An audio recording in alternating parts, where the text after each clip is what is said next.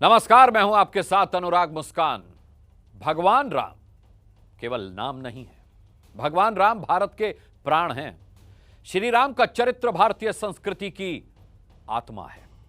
भारतीय जनमानस के रोम रोम में राम बसे हैं। करोड़ों लोगों की आस्था राम में बसती है। तभी तो जब राम मंदिर का निर्माण शुरू हुआ तो उसके साथ भारत के करोड़ों लोग जुड़ गए। भव्य राम मंदिर में सबकी भागीदारी तय करने के लिए जब विश्व हिंदू परिषद ने समर्पण राशि इकट्ठा करनी शुरू की तो लोगों ने जी खोलकर इसके लिए पैसा दिया। लेकिन इसी देश में कुछ लोग ऐसे भी हैं जिन्होंने राम भक्तों की आस्था पर गहरी चोट की है। कुछ लोग चंदे के नाम पर कर रहे हैं ठगी। आज पूरा देश राम के नाम पर आस्था से खिलवाड़ करने वालों के खिलाफ बजाएगा घंटी। जय जय श्री राम, जय श्री राम, जय जय श्री राम, जय श्री राम। भगवान राम के मंदिर की एक ईंट में अपने खून पसीने की कमाई का एक हिस्सा मिलाना चाहता है। जय श्री राम, जय जय श्री राम। सदियों के इंतजार के बाद अब राम मंदिर का निर्माण शुरू हुआ है।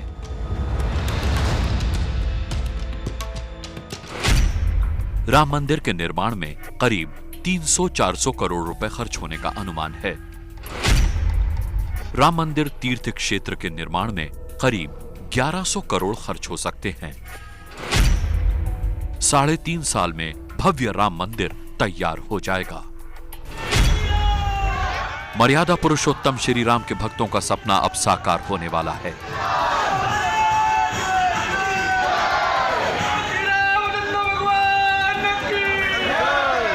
हर सनातन हिंदू की चाहत पूरी होने वाली है। और हो भी क्यों ना, राम सिर्फ भारत के लोगों की आस्था का विषय नहीं है, बल्कि वो तो देश की संस्कृति में समाये हैं। भारत के संस्कार में राम हैं, रोम रोम में राम हैं। यही वजह है कि हर राम भक्त मंदिर निर्माण में शामिल होना चाहता है।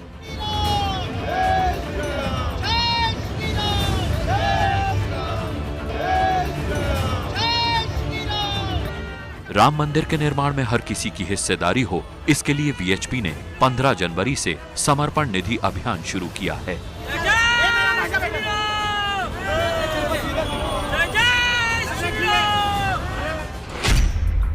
ये अभियान 27 फरवरी तक चलेगा। दान के लिए 10, 100 और 1000 रुपए के कूपन छापे गए हैं। जो लोग 2000 से ज्यादा का चंदा देना चाहते हैं उन्हें रसीद दी जाएगी। ऑनलाइन चंदा जमा करने की व्यवस्था भी की गई है। जब से यह अभियान शुरू हुआ है तब से लाखों लोग मंदिर के लिए दान दे चुके हैं। कोई लाख दे रहा है, कोई करोड़। लेकिन यह बात पैसे की नहीं है, बल्कि उस आस्था की है जो श्री राम के साथ जुड़ी है। क्या हिंदू, क्या मुसलमान, राम के काम में हर कोई शामिल है।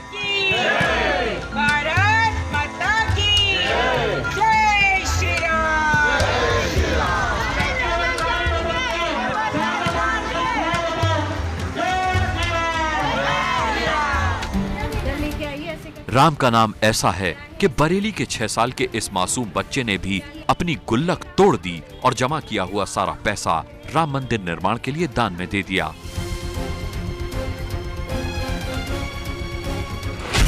अपना गुल्लक दे दिया। क्या के पैसे थे गुल्लक में? अपने चॉकलेट के थे। मन में कहीं ये मलाल न रह जाए कि राम काज में मेरा अंश नहीं लगा, इसीलिए जोधपुर के इस ट्रक ड्राइवर ने देवास हाईवे में ट्रक रोककर पहले चंदा इकट्ठा कर रहे लोगों को ढूंढा और 1000 रुपए का दान दिया और फिर ट्रक आगे बढ़ाया।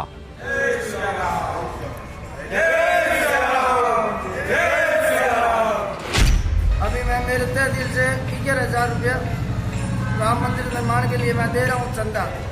ठीक है, कृष्णपुरी बाप जी का हुक्म हो गया, इसीलिए मैं चंदा मेरे दिल में खुशी से दे रहा हूँ।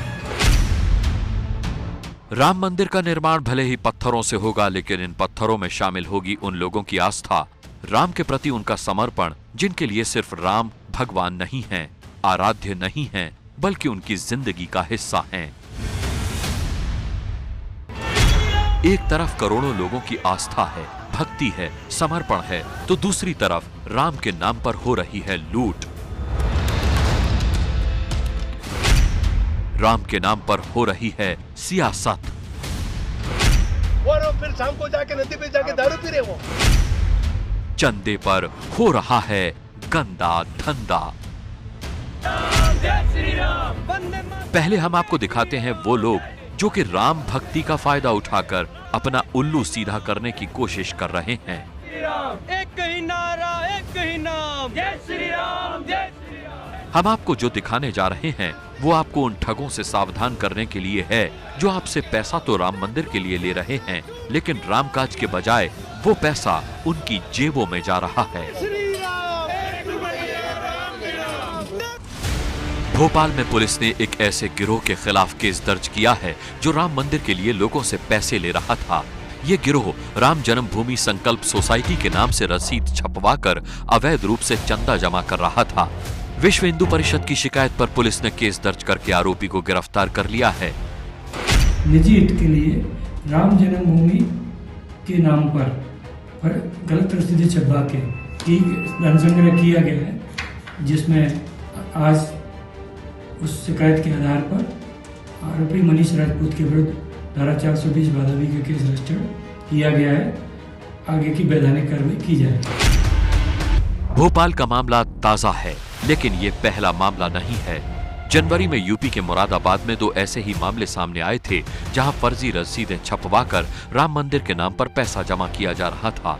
पैसा जमा करने वाले कथित हिंदू संगठनों से जुड़े थे और चंदे की रसीद पर मुख्यमंत्री योगी आदित्यनाथ की तस्वीर भी थी। इसके बाद एक और मामला सामने आया, जिसमें बजरंग दल के मिलते जुलते नाम की रसीद छपवाई गई थी। विश्व हिंदू परिषद की शिकायत पर 4 लोगों के खिलाफ मामला दर्ज किया गया था। घटना के बाद विश्व हिंदू परिषद ने लोगों से चंदा देते वक्त सावधानी बरतने की अपील भी की थी। हम लोगों से ये अपील करना चाहते हैं कि कोई भी चंदा राम मंदिर के नाम पर किसी अवैध व्यक्ति को ना दे, क्योंकि ये समर्पण राशि है। समर्पण राशि लेने के लिए आपके ही मोहल्ले और गली के लोग जो 4 या 5 या 6 की टोली में होंगे आपके पास आएंगे। उनके पास जो हिंदू परिषद के कूपन होंगे और यदि 1000 से अधिक की राशि है रसीद बुक होगी। उस रसीद बुक का स्वरूप सभी लोगों को विभिन्न माध्यमों से मिल जाएगा। देश के अलग अलग हिस्सों से फर्जी रसीदों पर चंदा जमा करने के कई मामले सामने आए हैं। आपके शहर में, आपके बीच कई ऐसे गिरोह सक्रिय हो सकते हैं जो भगवान राम के लिए आपके समर्पण का फायदा उठा सकते हैं।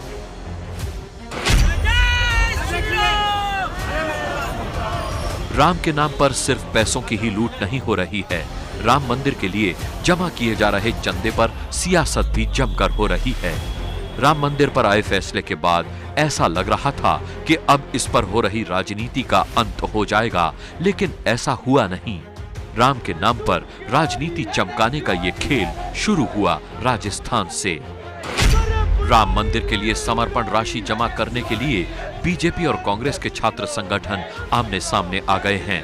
दरअसल NSUI ने राजस्थान के कॉलेजों में 1 रुपए राम के नाम पर अभियान चलाया है। 1 रुपया राम के नाम, जय श्री राम, जय श्री राम, 1 रुपया राम के नाम। दूसरी तरफ ABVP के कार्यकर्ता VHP के कूपन के जरिए छात्रों से पैसा जमा कर रहे हैं। ये तस्वीरें जयपुर के कॉमर्स कॉलेज की हैं, जहां चंदा जमा करने को लेकर दोनों संगठनों में टकराव के हालात बन गए थे। ABVP का आरोप है कि NSUI का ये अभियान ठीक नहीं है। दूसरी तरफ NSUI का कहना है कि उनका ये अभियान बीजेपी की चंदा वसूली के विरोध में है।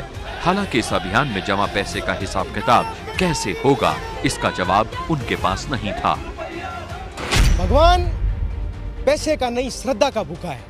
अगर कोई व्यक्ति राम मंदिर के निर्माण में 1 रुपया दे रहा है तो उसका भी उतना ही बड़ा योगदान है, उसकी भी उतनी बड़ी भागीदारी है जितना कि कोई व्यक्ति 1 करोड़ रुपया दे रहा है।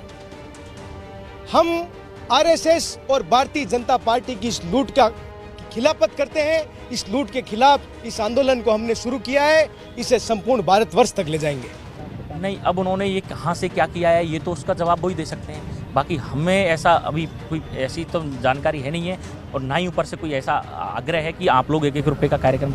बाकी हमारा पे तो ले रहे हैं, आपको दिक्कत क्या है? नहीं, दिक्कत तो हमें ऐसे कुछ नहीं है, बाकी आम जन में एक ये मैसेज है ना, वो नेगेटिविटी फैला रहे हैं, उल्टे सीधे आरोप भी लगा रहे हैं, तो ये उनकी है प्रॉब्लम।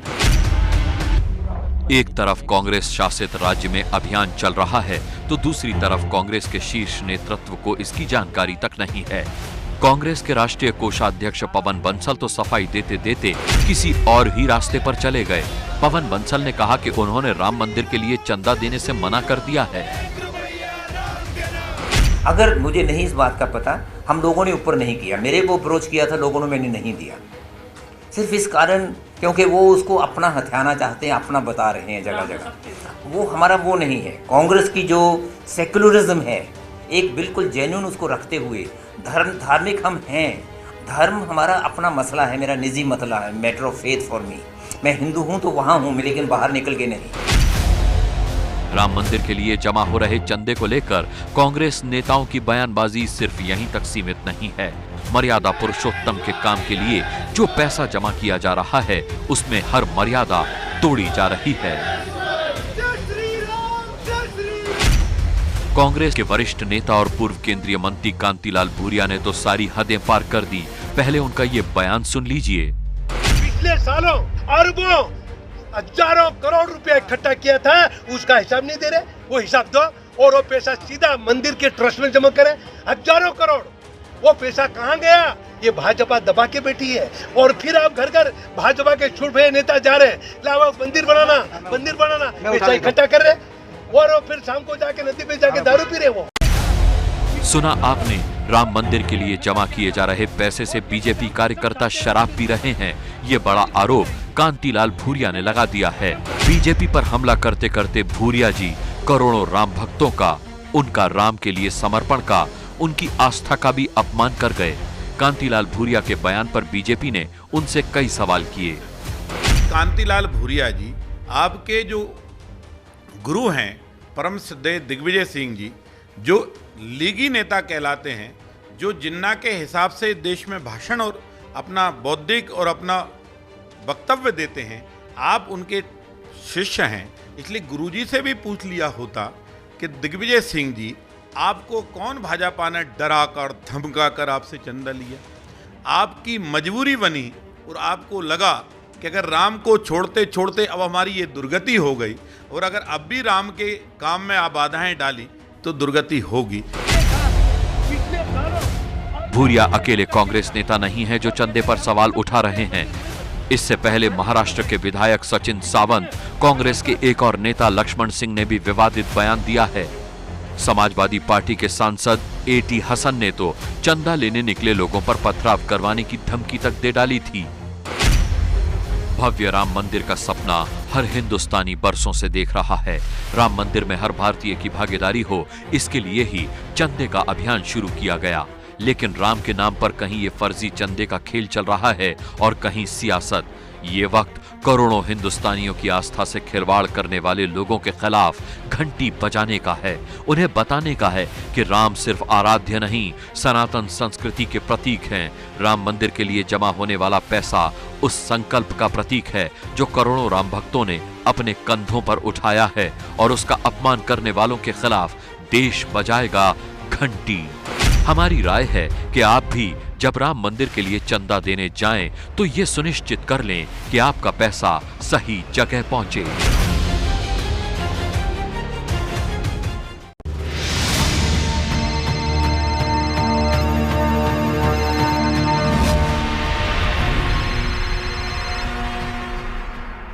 बिहार में कहने को तो शराबबंदी है, मतलब वैध रूप से आपको शराब नहीं मिल सकती, लेकिन अवैध रूप से जगह जगह शराब बन भी रही है और लोगों तक पहुंच भी रही है। कैमूर जिले के एक गांव में तो मुर्गी फार्म में देशी शराब बनाने की फैक्ट्री पकड़ी गई है। आज हम इस तरह का कारोबार करने वाले लोगों और इस काले कारोबार को फलने फूलने देने वाले दोनों की घंटी जोरदार तरीके से बजाएंगे।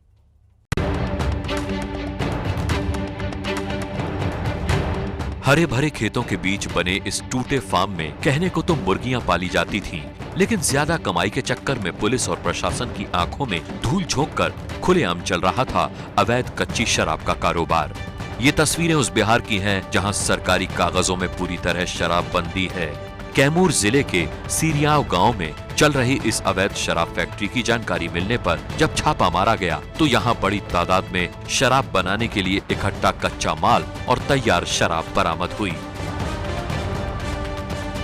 उसी में देसी शराब जो ब्लू लाइन था वो 1840 बोतल, 331 लीटर हुआ। उसमें स्पिरिट भी मिला, रैपर मिला और जो भी केमिकल था सभी बनाने वाला सारा चीज़ सामान वहाँ पर मौजूद था। और खाली बोतल भी कम से कम 4 पॉकेट मिला। कच्चा स्पिरिट भी बरामद करीब 25 लीटर के आसपास हुआ है। सबसे बड़ी बात तो ये कि कच्ची शराब बनाने के लिए ये लोग अल्कोहल के बजाय स्पिरिट का इस्तेमाल करते थे, जो कि ज्यादा खतरनाक होती है और जानलेवा भी साबित हो सकती है। आँख को जला देगा, इरिटेट करके उसमें अल्सर बनाएगा, पेप्टिक अल्सर बन जाएगा। वो जब तक ब्लीडिंग करेगा, ब्लीडिंग में होगा, खून निकलना आँख के अंदर निकल जाएगा बहुत सारा खून, उससे शॉक में चला जाएगा पेशेंट। आंकड़ों पर नजर डालें तो बिहार में 5 अप्रैल 2016 से पूरी तरह शराबबंदी के बाद पिछले 4.5 साल में 30 लाख लीटर शराब बरामद की गई है।